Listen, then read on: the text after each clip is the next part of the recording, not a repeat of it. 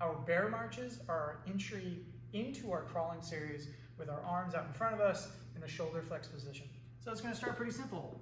Hands and knees, and all I'm gonna do is march. And then I march here, and then I get my different positions. Okay, so we'll go through the positions in a second, but first I want to talk about what am I doing with my fingers? So first and foremost is I want to get some deceleration as I head down. So if I am just clopping through, this is what it's going to be like, and for most people that's going to be an absolute mess on the wrists.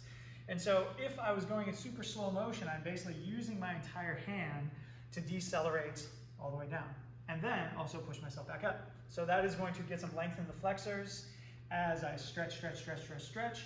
It's a very active stretch because I am both resisting down and then pulling back out of there. So I get a bit of a range and I get some tension across my wrists. Second piece of this is keeping my hands and fingers as spread out as possible. Third from there is just taking your time. It's almost like I'm massaging the ground. I'm kind of like kneading the ground a little bit. There's some other small details in here, like trying to avoid up on the thumb. You can see that my wrist isn't really doing anything at all. It's perfectly stabilized. I want to get into that wrist bend. So as I get into my different positions, not a whole lot changes. So I get 10 each side, 20 total. I can start to feel this cook already on my flexors. And then I go out to the side.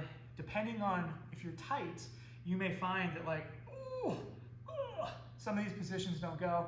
Get as close as you can. It's not absolutely critical that the degrees are perfectly 45 in each one. And then you're going to notice some different sensations. So as I go in, I actually am kind of pressing the heel of my hand down because that's where the resistance is going to come into play. So as I press to lockouts, it's quite a bit more difficult to find the heel of my hand, where here it's ready, it's easy. Out here, not so much. So some small vibe, feel different kind of things. And then I go back to here.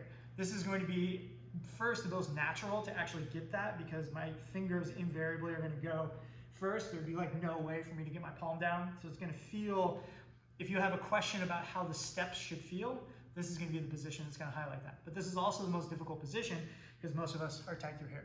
So I get my 4 positions and I'm perfectly happy with that. That is a great warm-up. That in time can start talking about walkouts and bear crawls, but for now, this is our baseline for everyone to get some access into their wrists and forearms.